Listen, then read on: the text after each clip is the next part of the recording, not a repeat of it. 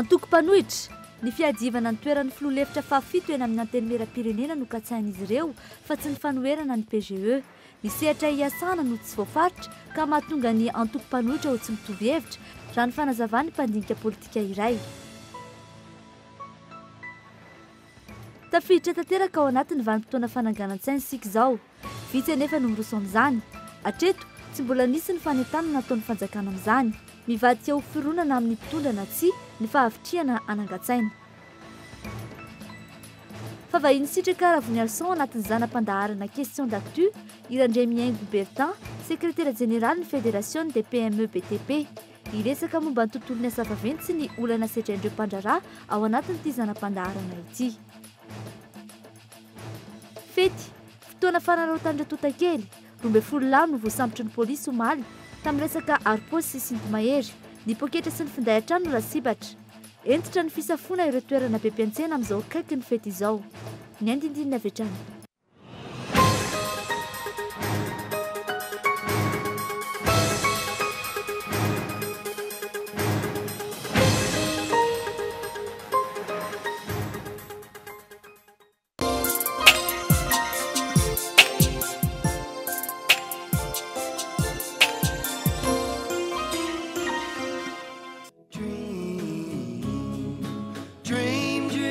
Mety azo antsika mitampoka ny lozam-pifamoivoizana.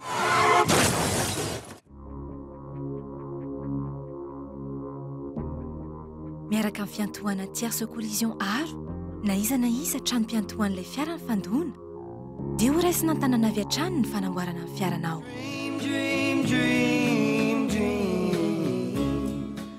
Aro miaina sy miary mandrivon'ny vato.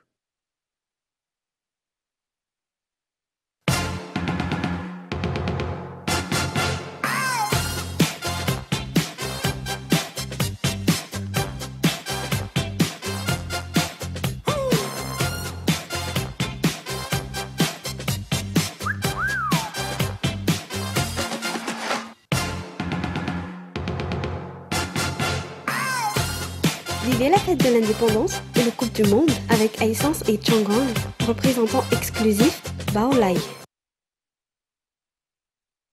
Senia Saada, groupe Colina, tes mercantiles assurances avancent et deviennent Saham Assurance. Amizay fa raiky tsara elan'ny anjasa tenisany tiriliza voaliliza bandy Cyril ao an-tsamanitra lerony anakatsy ny avo misaletana Cyril sy ny fororony da tora beny tsara rôny ka etsetsetsetsa ry bandy tahakaka zany no avy eo ala 2020 jona antelona ao an-tsamanitra. Sponsor Begagicom, Comadis, média officiel, streaming, partenaire, Gazette Tanjazan, RDJ, ASM Radio, Cool TV. Un événement One Vision. Tongolo voatetika, miavo kotomila, paty, ampio sardine Annie. Vita ny sakafo. Sardine Annie, ankafizo amin'ny fotoana rehetra. Mofo mikarepoka, tetika voatabia, ampio sardine Annie. Vita ny sandwich. Ankafizo amin'ny fotoana rehetra ny sardine Annie.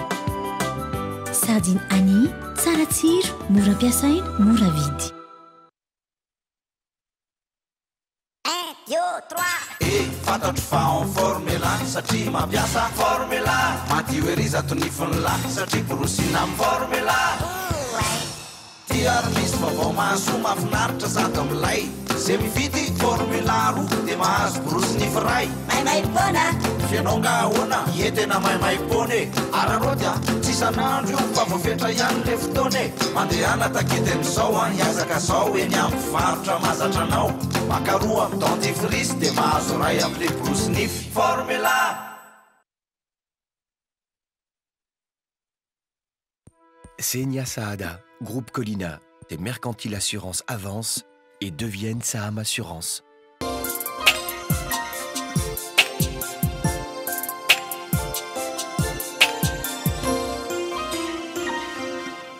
Manolotra ny arava tompoko klasy tompoko vavy ankavaliana no iarahanay aminao amin'ity takariva ity ao anatin'izao fampahalalam-baovao izao no manasana mpanajana tompoko anaraka izany hatramin'ny farany.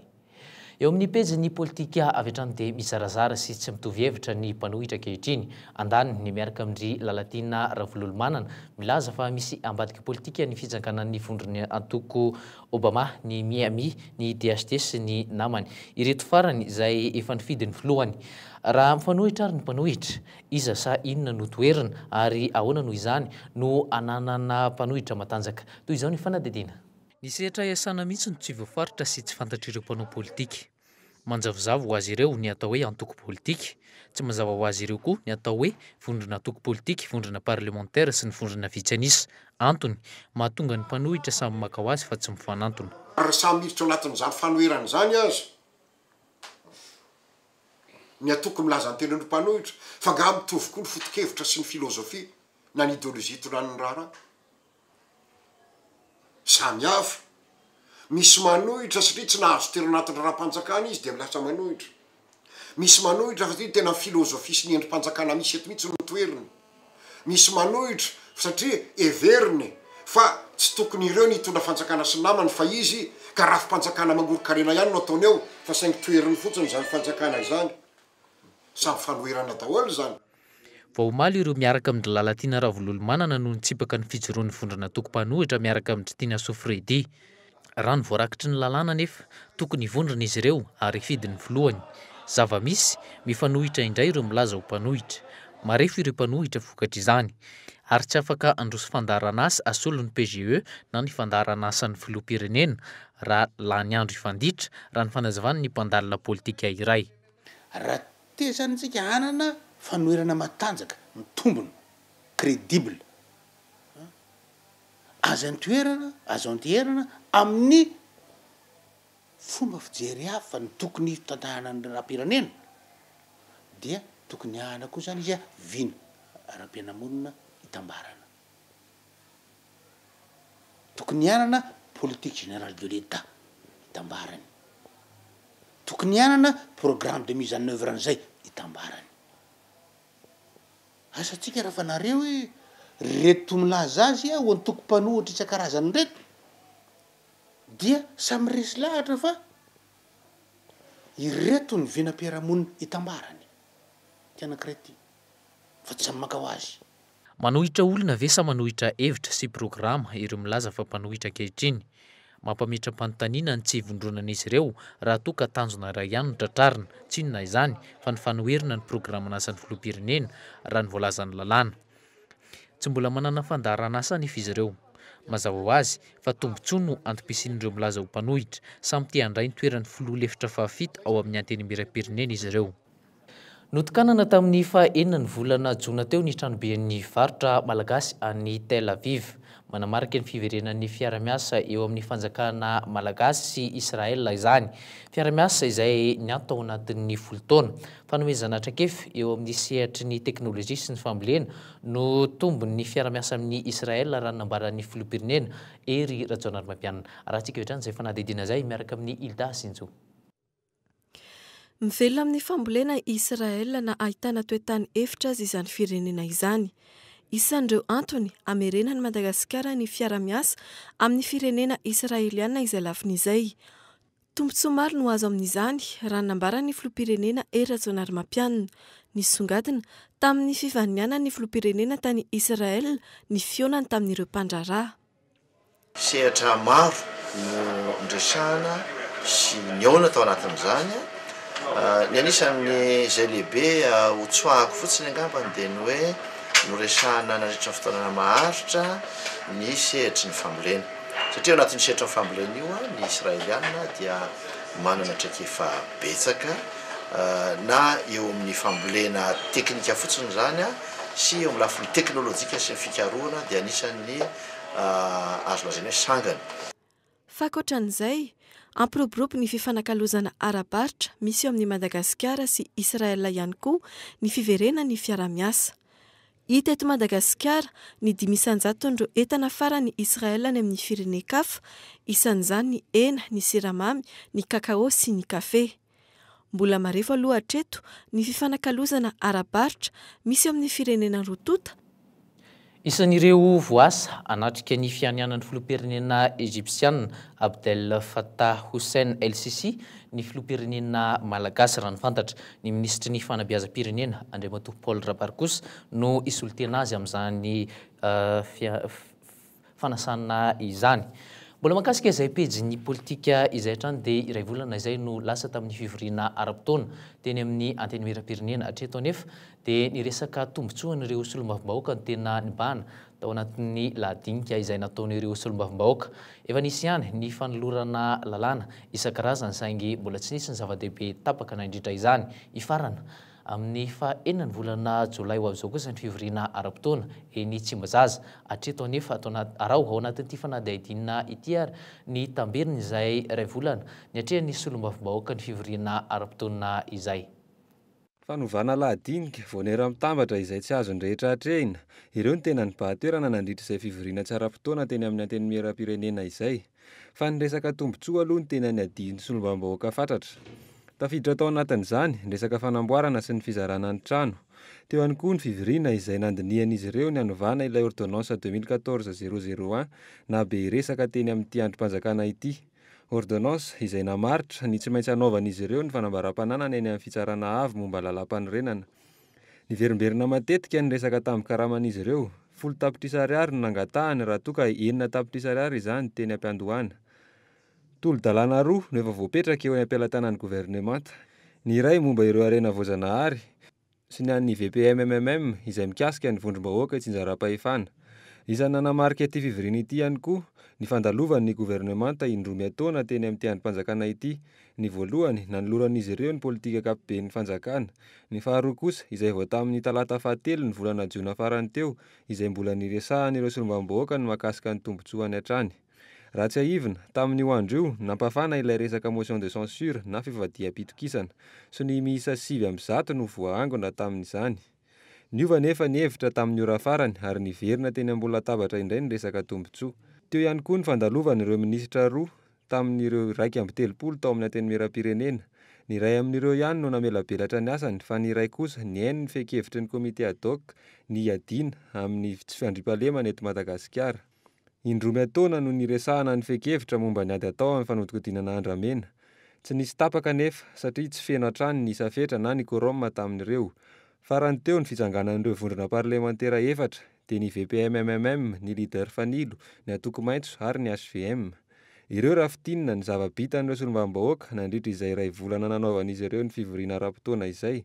Hodinihana amin'ny iray volana manaraka izany ny fandaniana ny lalàna amin'ny feno teti-bola-panjakana. Izay no makasika ny vaovao momba ny politika fa hiditra avy hatrany amin'ireo trangam-piarahamonina isika. Zary lasa resabeto ato anatin'ny herinandro izay ny raharaha mikasika ny Ramamonjisoa Isaac. Mbola karohin'ny polisy ity mpanao politika ity hatramin'izao. Resaka fivadiam-pitokisana tamin'ny taona 2012 moa no nahavoarory azy. Tsy mitombona ireo antony hanenjehana azy ireo raha ny fanazavany hatrany. Namafy anefa ny polisym-pirenena fa mbola misy raharaha hafa hanenjehana azy. Toy izao ny fanam-panazavana. Niakatra fampanoavana omaly ireo olona akaikin'ny Ramamonjisoa Isaac rehefa notanan'ny polisy 7 ora. Fisolokiana sy fivadiam-pitokisana no itadiavan'ny polisy misahana ny helikabevava ity filohan'ny antoko FTSV ity. Ny tsy nandoavany ny vidin'ny fiara miisa 3 izay natao trosa sy ny fandrahoana nofaty teratany karana iray no hanenjehana azy amin'izany. Fampangana izay laviny hatramin'ny farany. Eto dia miantso ny olona rehetra, tompona ny olona rehetra koa izay te-tandrazana ary victime ohatran'io hitsangana sy joro. Fa ny tenako moa dia tsy hamaiko hoe hipetrapetraka fotsiny amin'izao fa dia mametraka ny fitarainana any amin'izay tokony hitefany izany aho. Resaka rongony sy fanodikodinana zaza tsy ampy-taona no nitazomana vonjimaika ilay zandriny teny amin'ny polisy raha ny fanazavan'ny polisy. Teo am-pitadiavana ny Isaac Ramamonjisoa tao an-trano tany Ambohibao no nahatratrarana izany.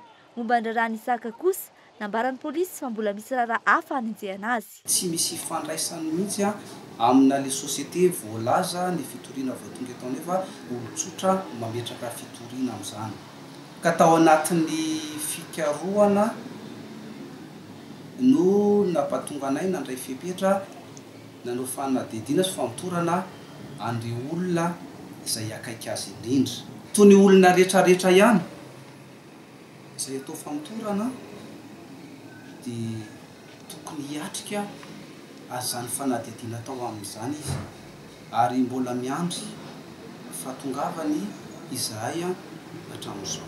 Milazantsy anaiky sy hitondra andraraina amin'ny filoham-pirenena sy ny manam-pahefana rehetra Isahakara Mamontsoa amin'izao raharaha izao.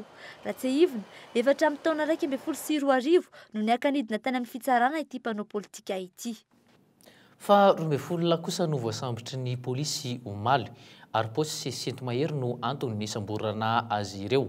Ny poketra sy finday no tena lasibatra tamin'izany fanendahana izany, manatevina ny fisafona eny amin'ireo toerana be olona avy eo anivon'ny mpitandro ny filaminana amin'izao akatoky ny fety izao. Analakely, petite vitesse, Analakely no nanatanterahana izany fidinana izany nataon'ny polisy. Fanadidina ny arahana amin'ny zoro kotondrina. Tsy mifidy alaina ireo mpanendaka fa izay sendran'ny tanany dia rofiny avokoa ary manao andihana izy ireo. Ramatoa iray no niandaha mpangaro postelo lahy ny alakamisy lasa teo teny Antamena. Telefonina avo lenta amin'ny tetina fitoetsariary no lasany tamin'izany.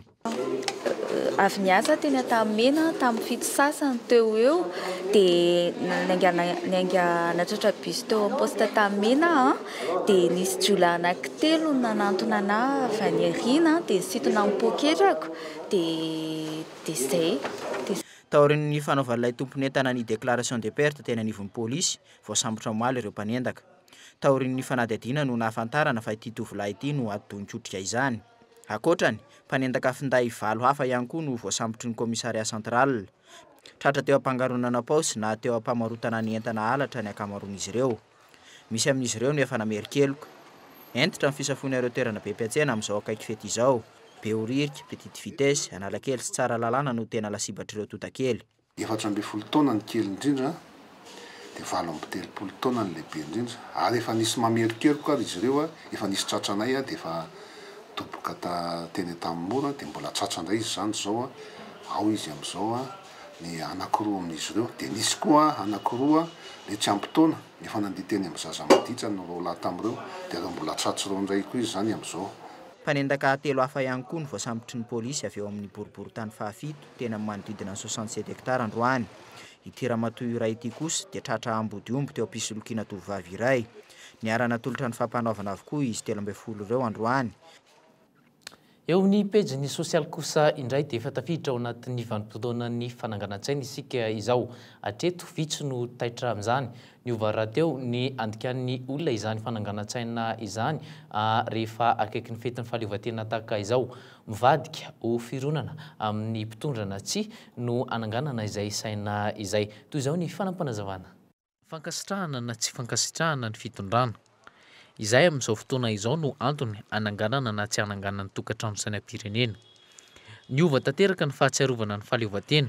Raha toka fahatsiarovana ny fialana Madagasikara teo ambany ziogan'ny Frantsay no nananganan-tsaina teo aloha, mirona amin'ny resaka politika sisa izany ankehitriny. Hatreto tsy nisy ny fanentanana nataon'ny fanjakana amin'izay fananganan-tsaina izay. Ny filoham-pirenena Pierre Jomampiana zany izy mba netana hoe ry malagasy vonona aoka mba sany anangan-tsaina aby. Raha tsy dia mandeha zany ny tsena amin'izao aloha ny tena marina fa izay vezy amin'ny herinandro iny ny tsena mba hisokatra mba hisokatra. Hita taratra amin'ny tsy fandehanan'ny tsena ireto mpivarotra ireto noho izany fahavitrihan'ny malagasy mametraka ny tsaina amin'ny trano. Ho an'ny eto Analakely manokana zao, eto ny lapa ary eto avokoa ireo trano mijoalajoala manodidina. Tsy misy na iray aza ahitana ny sainam-pirenena malagasy. Manoloana izay tsy fahavitrihan'ny mponina izay, eo ireo miezaka manao fanentanana. Tratranay teo ampanamboarana afisy ny lehiben'ny fokontany teto Atsalovana teto 67 hektara. Afisy izay anentanana ireo olona anangan-tsaina manomboka amin'ny talata ho avy izao. Ny anay zany fampianarana no atao satria zany fampakaritsaina zany dia amin'ny asaramanitra indrindra ny fetim-pirenena dia zava-dehibe tokoa ho an'ny vahoaka malagasy ary izay moa zany dia anentana ary ampianatra ny olona tokony hampakaritsaina amin'ny fotoana izay ankalazana ny fetim-pirenena satria saim-bola anankiray ny fahaleovantena ny sainam-pirenena. Verina anaraka ny toedrara politika teto Madagasikara noho izany ny fitiavan-tanindrazana. Akoatra ny tsy fisian'ny fanentanana nataon'ny tompona ndraiky mpanjakana momba izay fananganan-tsaina izay, lesoka lehibe ihany koa ny fanisorana ny taranja fampianarana ny maha-olo-mendrika na ny éducation civique ho an'ny zanaka malagasy.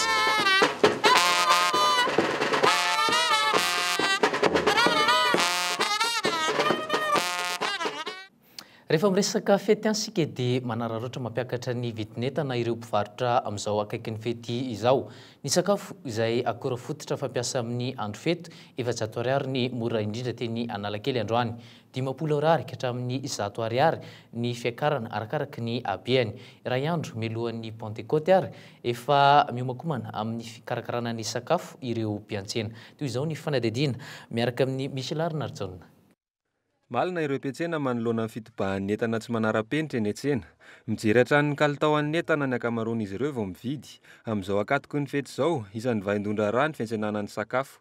Misy ireo fepetra jeren'ny tsirairay alohan'ny hanjifana ny entana iray. Vidiny aloha ny jereko voaloha dia avy eo mijery ny raha mahafapo anahy ilay izy zay vao vidy. Voalohany aloha ny vidiny dia mijery daty. Dia fahadiovana. Any nandray zavatra tsara hoe ilay tsy dia mamparary izany hoe rehefa tsara fotsiny izy na lafo ary dia vidiko.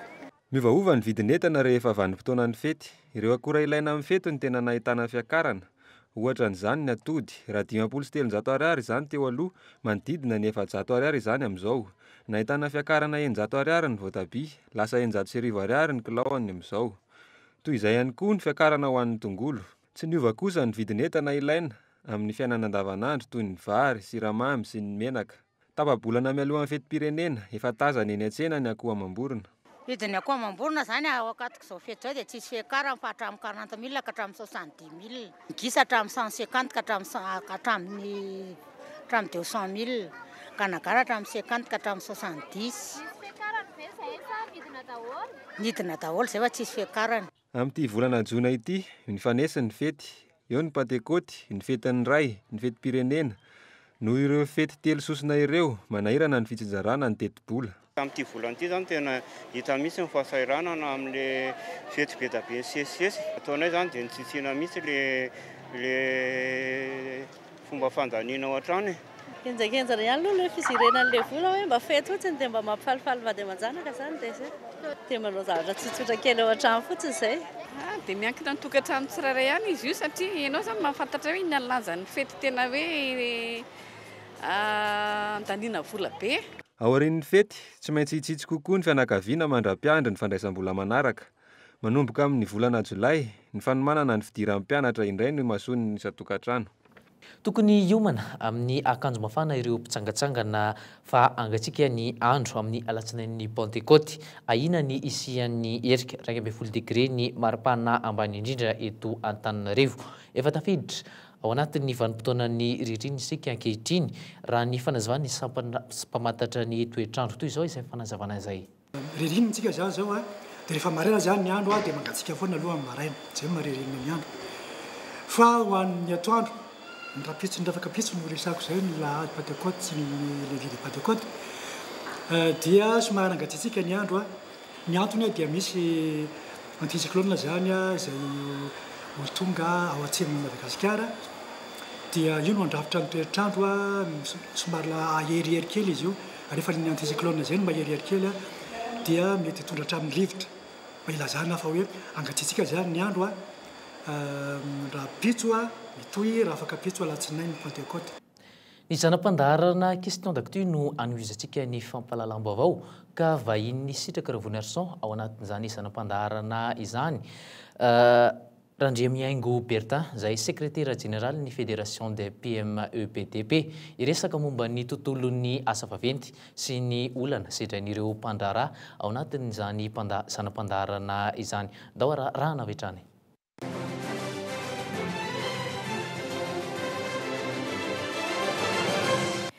Dia fanimerabantsika rehetra any an-tokantrano any mpanaraka ny zanam-pandaharana question d'actu eto amin'ny Cool TV. Ho an'ity androany ity dia nisehatra ny asa vaventy no resahantsika. Taorian'ny fankatoavana ny fiara-miasa amin'ireo teratany vahiny sy ny mpamatsy vola vahiny, isan'ny sehatra isokatra amin'izay amin'izao fotoana izao ny sehatra ny asa vaventy. Mikasika an'izay indrindra no resahantsika amin'ny androany ka Andriamatoa Randriamiaingo Bertin, sekretera jeneraly ny PME eo amin'ny sehatra ny asa vaventy no vahintsika ao anatin'ity zanam-pandaharana question d'actu ity.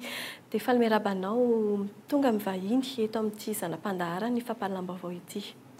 miarabanao tamin'ny mpanety anaty Mokolo TV moa sy ny mpiara-miasa rehetra, miaraba koa ny vahoaka sy ny mpandrarah rehetra izay manaraka an'izao fandarina izao ary eto dia anararaotra kely ny tenako hisaotra kely ny fitonam-panjakana amin'ny ankapobeny zany izay nahafahanay na mialalina na ampiseho ny sehatra tao amin'ny Carlton iny salon du BTP niarahana tamin'ny syndicat ny BTP sy izahay eo amin'ny fédération ny PME BTP araroatiko satria fotoana zao ahafahan'ny olona mifankafantatra na ny ministera isan-tsokajiny na ny vahoaka malagasy mpandraraha na izay ataoko hoe organisme ratasy rehetra ahafahana maneho hevitra kely mety mahasoa mety ho tsara mety ho ratsy fanaizana zany ny fasahiana aloha miseho mametsaka an'izany ataoko hoe olana sy fisedrana rehetrarehetra izay mety misy zay dia ararotina arakarak'izay fotoana mety hisy eto mampasitraka tompoko. Nresaka ianao tao misy ny fédération, misy ihany koa ny syndicat. Tena marina ny syndicat foana moa ny eny teo aloha teo izay efa niforona efa mataonany maro vao tatoato vao nahenoana resaka mikasika ny fédération mba azonao hazavaina ve hoe inona aloha ny mahasamihafa ny syndicat sy ny fédération? Misaotra betsaka amin'ny fanontaniana.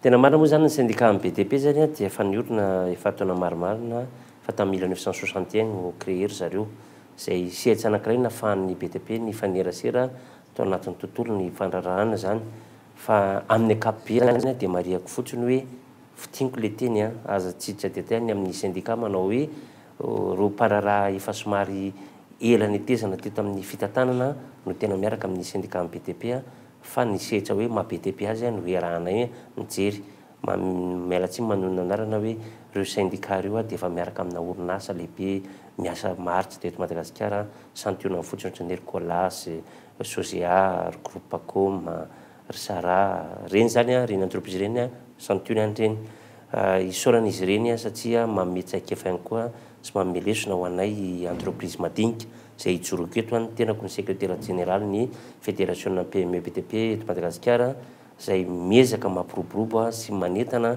an'ireny orinasa madinika ireny mba hiditra ao anatin'ny association dia mba sapotenay any amin'ny fédération zany hoe mariako etona zany hoe misy entreprise maromaro mivondro ao anaty association dia reny no voizinay sy ampitaina sy entanina mba handray anjara mavitrika ny ataoko hoe mba hiditra ao anatin'ny secteur formel izahay fa betsaka aminay ireny ny hoe orinasa madinika salatsariny lasa manaonao foana dia tsy marala akory hoe misy adiditra ndraikitra miandry antsika eto amin'ity firenena ity dia lasa vola tokony efa miditra amin'ny firenena lasa verivery fotsiny any na sanatsiny zany mialatsiny amin'ilay fiteny hoe mpivarotrana na mpivarokina lasa entrepreneur izay no anjara ndraikitsay manoloana ny fédération. Eo anatin'izay hoe sehatry ny asa vaventy izay ankoatrany hoe fikatsoan'ny appel d'offre maro samihafa nandritra ny tetezamety iny tsy fisian'ny famatsim-bola misedra olana ihany koa nareo milafiny maro samihafa ohatra amin'izany ny eo amin'ny sehatry ny fampindramam-bola azonao hazavaina ve izay hoe olana sedrainareo amin'ny andavanandro izay ahoana sy ahoana ny ainanareo an'izay?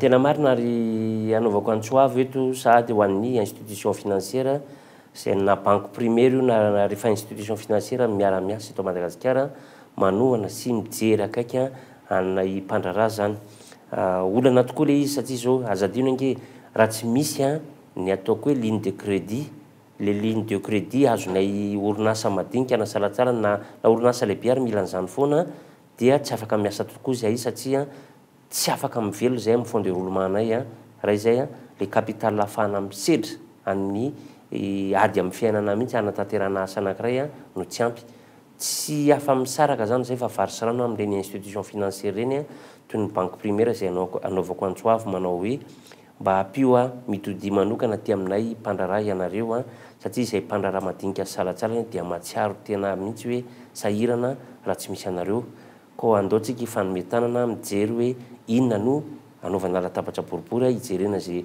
paikady rehetra ahafahana mampandroso anay mpandraraha satria ny antony dia tsotra be ny misy aminay reny tsy dia lavoraro na tsy dia matotra loatra misy aminay kosa mba hita ihany hoe vonona ny sedra sy otra amin'ny fiainana ka tokony hojerena ihany koa ary misy ihany koa nefany ny zavatra irana manaiky dia ny taux d'intérêt izay hiarina sy ampiarina aminay dia hita mavesatra sady anaovana antsoavo amin'ny fanjakana foibe moa izao zavatra zao a no anaovana antsoavo amin'ireny institution financière reny tsy zakana orinasa madinika salatsalany a ny taux d'intérêt zay ampiaritsika eto Madagasikara moa nefa moa ataona eto sika miana eto miasa dia manaraka an'izay fa antsoavina ane sady fangatahana raha misy azo atao dia andao anao latabatra boribory a dao irana mijery zay santionan'izay misy ihany koa nefany a ny olana maro samihafa zay teneniko ihany momba n'ilay banque zay na ny institution financière dia zao misy amin'ireny orinasa lehibe reny a ataoko hoe miaina eto Madagasikara izy a dia ny zavatra misy a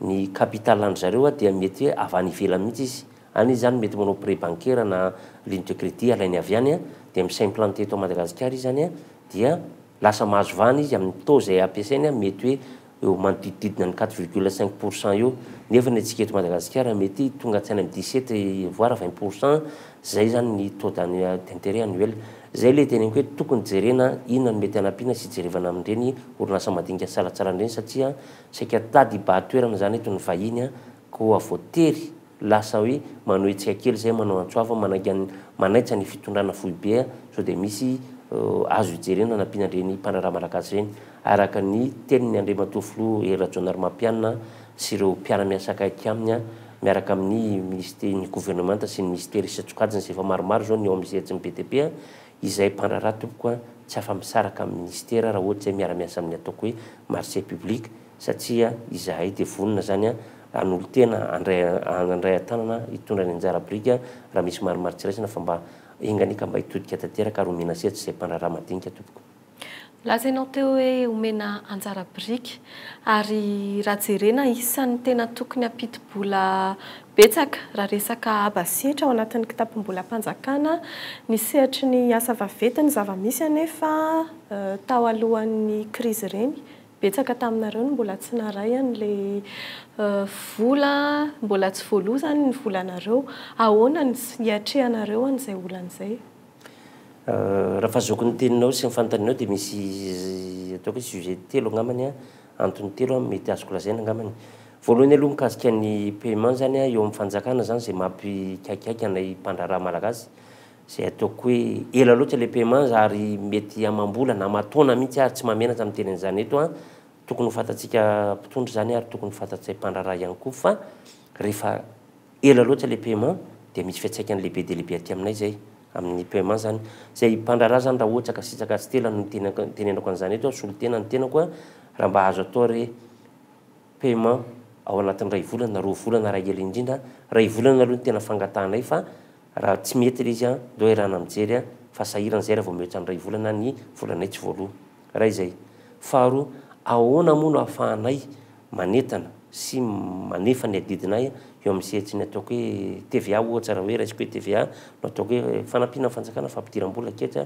amin'ny etra ao anatin'ny fanjakana foibe misehatsy zay ahafahana mijery hoe inona no anjara ndraikitsay a ka rehefa kosa hoe ity TVA ty a no eritreretina avelany fanjakana dia meo ampahany izahay mazava atao hoe retenu à la source moa no fangatahanay sy hitahitaponay a andao jerena ny mécanisme sy ny teknika zay ahafahana mijeryjena satria indraindray reny TVA reny rehefa tonga lasa averin'ny fanjakana ty aminay orinasa madinika dia no averinay fa bénéfice ngamany ho ny entreprise sasany dia lasa tsy mivena makany amin'ny fanjakana ntsony ka sarotra mamerina an'ilay izy any amin'ny fanjakana indray rehefa azonay fa mety sehatsy anakaizy ahafahana mijery inona no anampiana fanjakana ahafahana mijery ny anjara briky ho anay amin'ny sehatsy ny TVA mety hoe retenu à la source zany par rapport amin'le 20% ohatra ny raisiko ohatra hoe firy amin'ny 20% iny tokony tena hoe anjara amin'ny fanjakana mifantana firy no mety makaty amin'ny orinasa dia andao jerena hoe sao dia misy fomba ahafahantsika mijery zany mangony fotsiny ange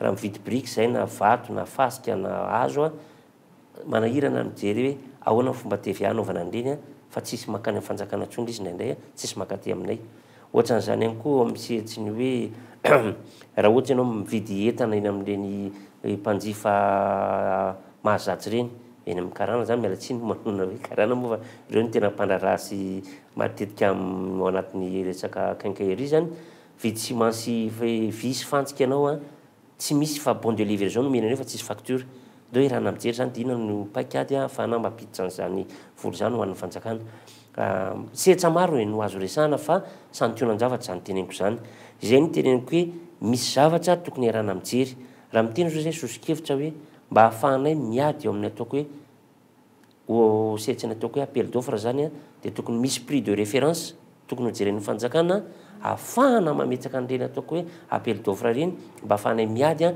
mifaninana amin'ireny orinasa lehibe sy vahiny reny a ohatra na orinasa samyzay madinika ary fa misy ny sasany tena miplonge dia zay mahatonga ana miteny mialatsiny amin'ny lefiteny teo hoe ny orinasa sasany TVA no atao amin'ny bénéfice fa tsy monsieur référé intsony izy atsaizany ty vidiny ty etanty ny inflation mangony fotsiny ny zavatra ny éloignement tsy misy calculé intsony tsy calculé intsony le zavatra reny dia manjary lasa manaonao foana zay PME zay ny hoe ndao asina karazana prix de référence sosikevitsay a dia zay ray ho an'ny fanjakana koa tokony misy préférence nationaux koa amin'ny appel d'offre reny mba hahafahanay miditra mavitribitsika kokoa amin'izay a mba hahafahanay miady amin'ireny orinasa lehibe sy salatsaranyireny hoe atsaizany marché sahazan'ireny orinasa lehibe reny dia omena azy le izy atsaiza kosa ny marché tokony ho sahazanay salatsarany sy madinika salatsarany zany ny tiako tenenina dia mba hany koa zay mifaninana zay zany tokony ho jerena miaraka dia hoe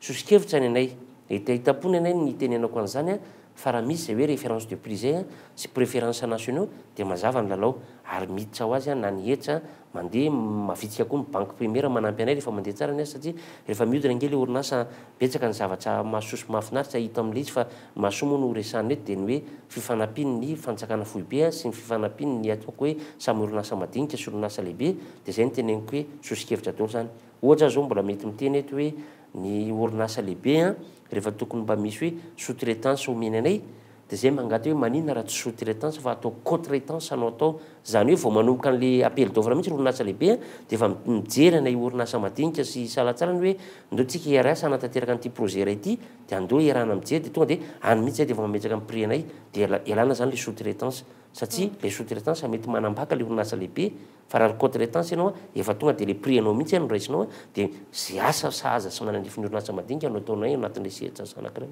zay ohatra zany raha fehezina zay rehetrarehetra izay inona zany ny tena hoe fanatsarana tokony apetraka inona avy ireo sosikevitra rosinareo zany hanatsarana ny asanareo zany zay sosikevitra sy tokony hoe hevitra hanatsarana ny orinasa madinika sy salatsarany sy ireo orinasa lehibe moa zany dia amin'izao fotoana zao moa zany lazaiko eto ihany le izy efa misy zany ho anay orinasa madinika salatsarany arrêté interministériel manasokajy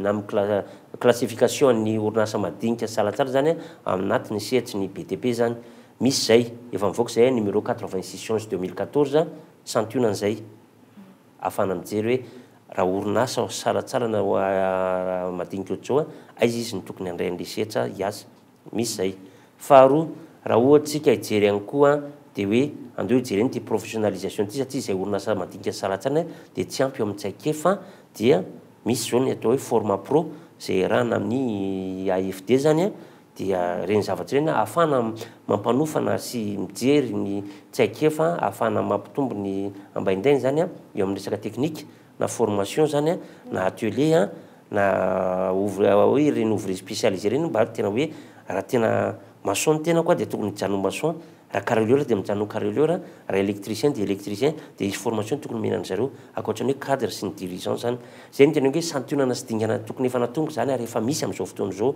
fa le izy moa zany sosikevitra ny anay fahatelo tokony hijery manokana ny orinasa madinika salatsarana sy indrindrindrindra orinasa malagasy ny fitondrana mahefa amin'izao fotoana zao zay efa slogan moa le izy amin'izao fotoana zao dia mihinso mananteny zay fa hiary hijery andao anao latabatra boribory fanolotanana ny zahay mpandraraha sy ny fitondrana mahefa dia andao ho betsaka ny rencontre sy ny ahafahana atelier ahafahana mijery hoe inona mety zavatra sakana sy olana dia jerena ary inona koa no ahafahana mampandroso dia andao avahantsika ny vary sy ny tsy parifary misy aminay orinasa madinika amin'le resaka hoe informel fa andao antsony reny orinasy reny mba tena andray anjara mavitsika dia miditsy any ataoko hoe manana statut ara-dalàna izy raha société na entreprise tsotra dia manana statut ny ara-dalàna dia miditsy amin'ireny association reny dia misy adhésion zany dia andao jereny zay moa no ijoroako eto hoe ao amin'ny fédération PME BTP zay no tanjona sy targetsanay ka misy manantena zay fa hitodika manokana aminay reny orinasa madinika ireny anantona anay fédération PME BTP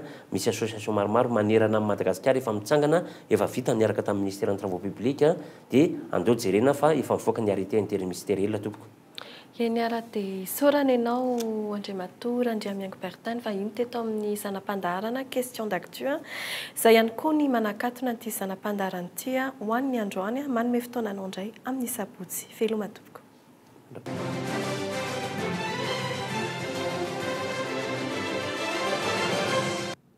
aza tonona tompoko lasy tompoko vavy ny manaraka ny fandarana alalino ao arian'ny fampalalam-baovao amin'ny fiteny frantsay izay hitondrany Gaëtan Andriatsilavonao ao Antsalovana 67 hectara nalaza tamin'ny resaka fanamboarana borosy fa isan'ny faritra mafana amin'ny resaka fandriampahalemana. Aza tonona kosa ny fandarana almanaka sy ny tanànantsika aorian'izao fampalalam-baovao amin'ny fiteny malagasy izao.